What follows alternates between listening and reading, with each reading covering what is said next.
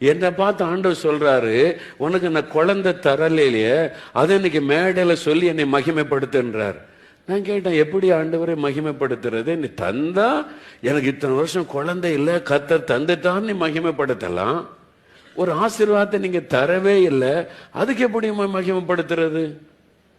அப்ப ஆண்டவர் சொல்லி கொடுத்தாரு, நாம மகிமைப்படுத்துறேன், ஆனா எப்படி, ஹவு?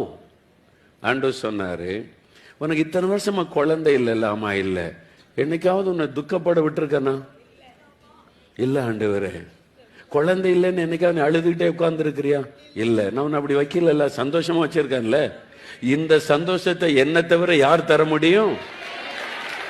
அத சொல்லு. அல்லேலூயா. இயேசு கிறிஸ்து கொடுக்கிற சந்தோஷம் என்பது ஆண்டவர் அதை கொடுத்தார், இதை கொடுத்தார், வெற்றி கொடுத்தார், வேலை கொடுத்தார் என்பதில் அல்ல. ஒண்ணுமே இல்லாட்டாலும் அவர் கொடுக்கிற சந்தோஷம் என் உள்ளத்தில் இருக்கிறது.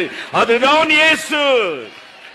வேற யாரும் அந்த சந்தோஷத்தை தர முடியாது, வேற யாரும் கொடுக்க முடியாது.